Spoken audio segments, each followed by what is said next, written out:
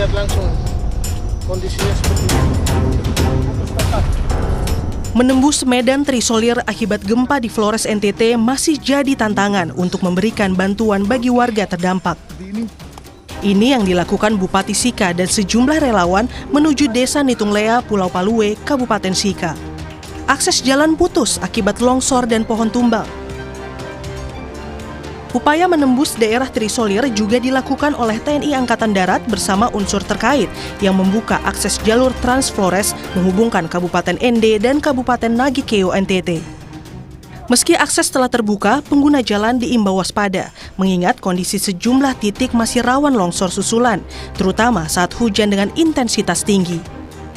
Menko Bidang Infrastruktur dan Pembangunan Manusia, Agus Harimurti Yudhoyono bilang, fokus pemerintah dalam penanggulangan bencana di Flores adalah membantu evakuasi dan memastikan tidak ada daerah yang terisolir, sehingga bantuan bisa tersalurkan seperti air dan listrik. Memprioritaskan yang pertama, membantu evakuasi. Kita berduka tentunya kehilangan saudara-saudara kita yang menjadi korban bencana alam. Dan tentunya yang kedua adalah bagaimana memastikan konektivitas bisa terhubung karena tidak boleh ada daerah yang terisolir akibat gempa atau longsor. Dan yang ketiga tentunya fasilitas pendukung infrastruktur dasar, air, listrik, dan lain sebagainya juga harus dipastikan bisa segera kembali normal karena ini sangat berdampak pada kehidupan masyarakat. Pemerintah Provinsi NTT telah menetapkan status tanggap darurat bencana selama 14 hari hingga 28 Agustus mendatang. Pemerintah memprioritaskan penyediaan tenda darurat, dapur umum, dan layanan medis di luar ruangan bagi seluruh warga terdampak gempa. Tim Liputan, Kompas TV.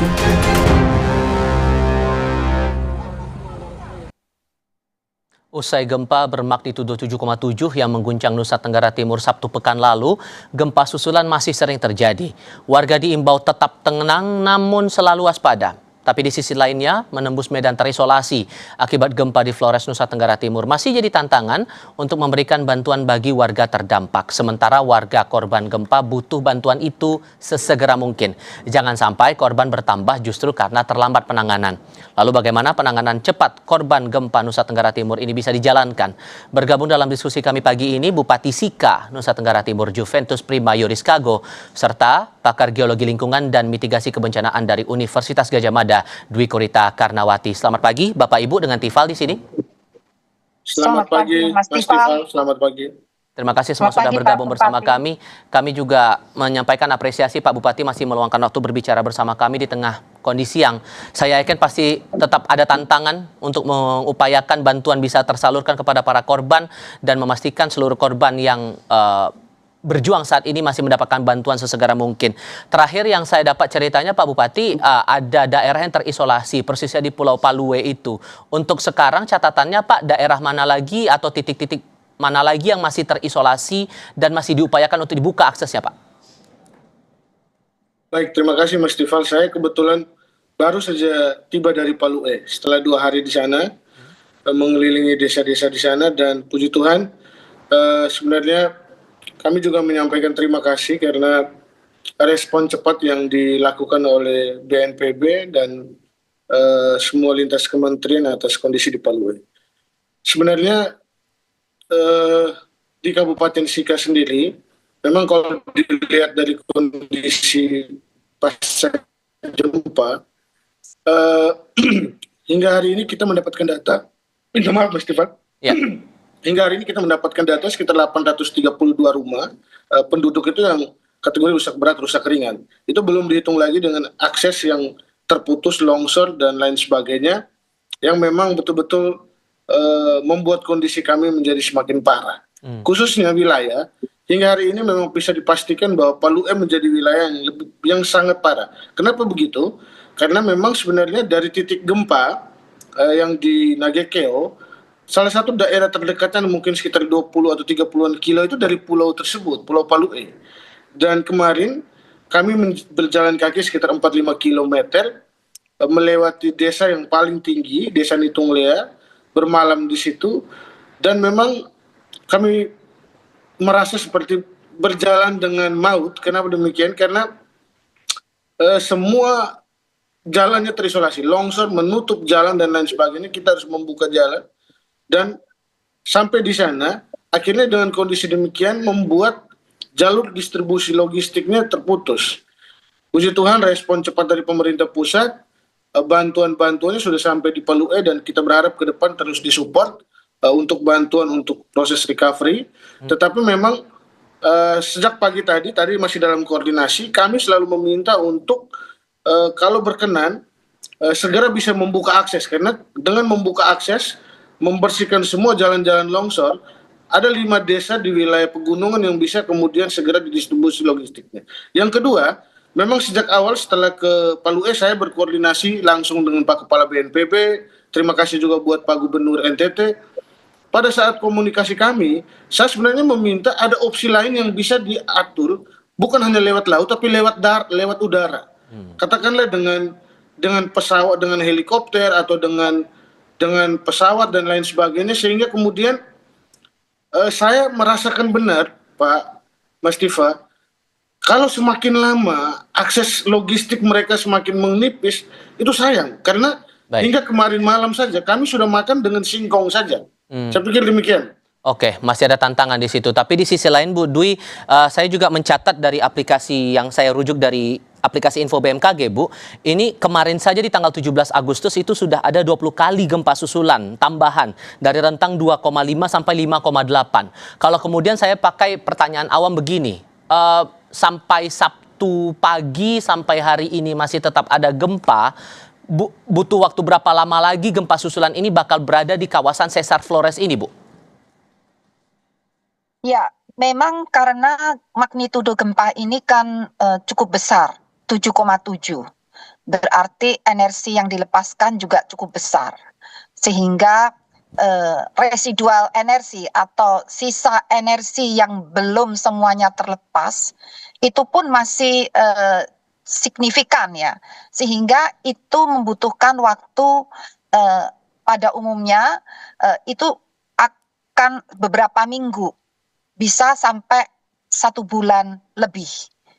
Nah, ibaratnya waktu kejadian gempa di Lombok, itu pun juga beberapa minggu sampai 1 bulan lebih dengan magnitudo yang sedikit lebih kecil ya, 7,3 kalau nggak salah itu. Nah, jadi kurang lebih seperti itu. Kurang lebihnya, jadi beberapa minggu. Namun tidak perlu panik, karena energi yang terlepas atau gempa-gempa susulan itu adalah sisa-sisa energi.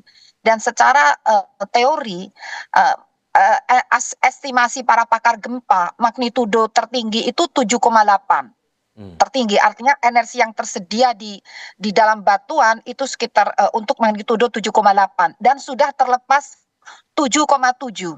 Artinya sisanya insya Allah tidak begitu signifikan, jadi tidak begitu besar.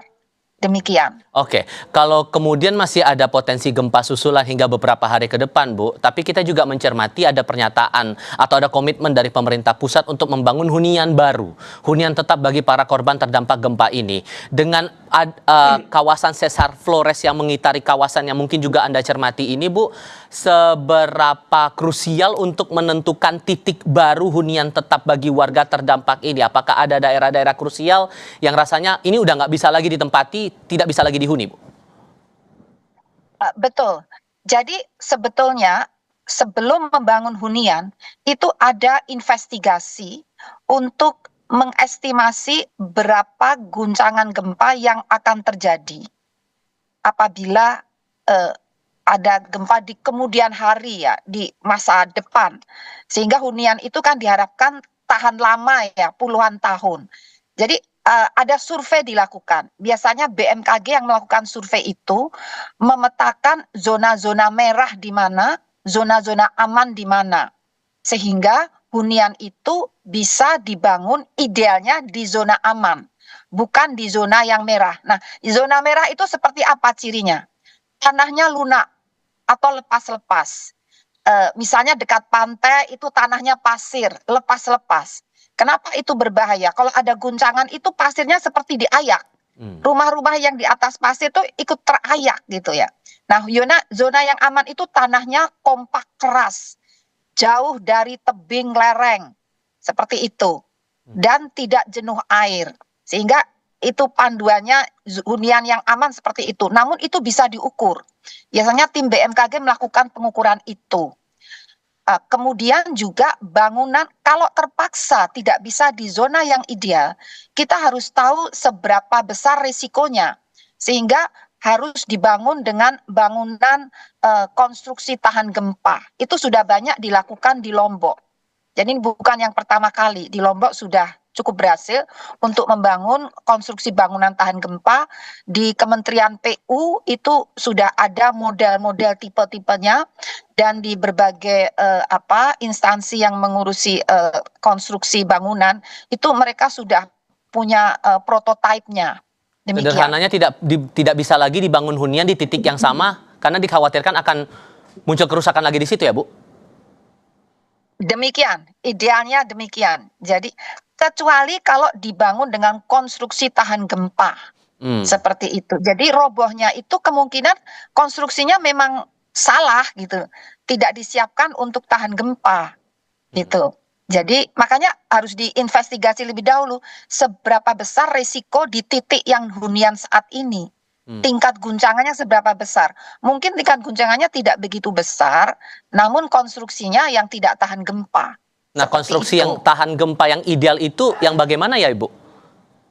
Nah, kalau rumah sederhana, itu contohnya Risa ya, itu yang prototipe dari PU. Itu pojok-pojoknya itu ada tulangan besi dicor di pojok-pojok. Itu sekaligus untuk penyangga. Kemudian dindingnya dari bahan material yang tidak berat. Jadi tidak terlalu berat sehingga sifatnya lebih fleksibel. Kalau kena guncangan itu lebih lentur. Kemudian atapnya juga tidak atap yang berat. Karena itu membebani tiang-tiang penyangga tadi. Fondasinya juga fondasi yang sudah dirancang untuk tahan gempa, cukup dalam, tapi tidak, maksudnya ya lebihlah dari 1 meter lah, sekitar 1,5 meter sesuai dengan prototipe yang ada di PU. Demikian. Oke, Pak Bupati, apakah sejauh ini dari rencana membangun hunian tetap itu yang rencana pemerintah pusat sudah ada komunikasi belum antara Pemkab Anda dengan pemerintah pusat merencanakan pembangunan dan zona-zona yang kira-kira bakal potensial untuk dibangun hunian tetap itu di mana-mana saja, Pak? Baik, memang sampai sekarang karena akses kita yang terisolir, kemudian tadi saya sebut Pulau Palu ya, tetapi sebenarnya ada beberapa wilayah di dalam daratan Pulau Flores di kota Kabupaten Sika juga yang memang belum bisa diakses karena jalannya longsor dan lain sebagainya. Kami terus update data secara baik untuk kemudian memastikan bahwa semua yang terkena dampak ini yang perlu harus kemudian direspon dan dibantu. Sore ini rencananya Pak Kepala BNPB akan ke Sika, meskipun kita komunikasi secara baik, tetapi hingga hari ini belum ada pembahasan secara detail bagaimana kemudian tahapan berikut pasca gempa ini. Jadi memang sekarang kita fokus pada memastikan dulu bantuan sambil mendata secara detail, kita pastikan dulu kemudian bantuan sembako dan lain sebagainya, kebutuhan-kebutuhan yang vital sekarang untuk bisa sampai di masyarakat. Tahapan berikut lagi nanti kemudian pasti akan kita diskusikan bersama dengan pemerintah pusat. Tetapi sejauh ini memang ada bukan hanya kondisi rumah warga sebenarnya kalau bicara di Kabupaten Sika, bahkan fasilitas umum terpaparnya luar biasa. Mulai dari rumah sakit kami, Posyandu, Poskesdes, kemudian kantor daerah, kantor bupati itu retak. Bahkan sampai sekarang ASN di kantor bupati itu takut masuk kantor. Kemudian kantor DPR, gereja. Jadi ini semakin hari malah semakin banyak. Kenapa demikian? Karena per kemarin tanggal 17 kemarin di pagi hari kemarin kan sempat gempa susulan yang hampir 6,0 skala Richter. Jadi memang membuat dia goncangannya malah yang sudah goyang, dia akhirnya malah tambah amblas, tambah ambruk dan lain sebagainya. Ini belum dihitung lagi dengan ruas jalan penghubung ke kecamatan-kecamatan kan, yang longsornya lumayan parah. Jadi memang kami sangat membutuhkan dukungan dari pemerintah pusat. Baik, tampaknya Ibu Dwi Korita masih ada agenda berikutnya untuk di lokasi yang berbeda ini tampaknya, tapi kami apresiasi ya Bu Dwi Korita sudah mau meluangkan waktu berbicara bersama kami. Moga kita bisa bertemu lagi di lain kesempatan ya Ibu ya. Tapi setidaknya tadi saran-saran sudah bisa betul-betul bisa dipakai untuk otoritas terkait bisa menyiapkan hunian tetap itu tadi. Sekali lagi Bu Dwi, terima kasih ya sudah bergabung bersama kami. Selamat pagi Bu. Kami lanjutkan lagi. Ya, kami lanjutkan lagi diskusi dengan Pak Bupati. Sehingga Pak, kalau kemudian masih butuh dibahas lagi lebih lanjut dan sekarang fokusnya adalah penanganan para korban, tapi yang Anda katakan di awal ada 832 rumah yang rusak berat sampai rusak ringan ini, bisa dipastikankah sekarang mereka akan ada kemungkinan mendapat bantuan seperti hunian tetap itu tadi Pak? Harusnya dibantu. Dan wajib menurut kami pemerintah pusat dalam hal ini punya keberpihakan untuk kemudian membantu membangun perumahan-perumahan mereka. Kalau tidak ya masyarakat saya ini tidur di mana Pak? Itu kita bicara baru rumah warga. Belum lagi kemudian tadi saya bilang fasilitas umum, fasilitas kesehatan, fasilitas pendidikan, sekolah-sekolah kami yang terkena dampak itu sejauh ini ada 19 sekolah. Lalu kemudian jalan-jalan kami yang tertutup longsor itu ada sekitar 11 ruas. Dan memang bangunan pemerintah itu sekitar ada 19 bangunan. Jadi memang ini fasilitas-fasilitas umum yang memang butuh penanganan serius dan dukungan dari pemerintah pusat. Kami percaya semoga dengan semangat 81 tahun ini proklamasi ada keberpihakan, ada bantuan konkret yang bisa didapat dari semua masyarakat saya. Baik itu dari sisi fasilitas, baik dari fasilitas perumahan, fasilitas umum, jalan-jalan, fasilitas kesehatan, fasilitas pendidikan, dan juga tentu beberapa akses-akses tambahan lain. Jadi memang kami sangat membutuhkan ini.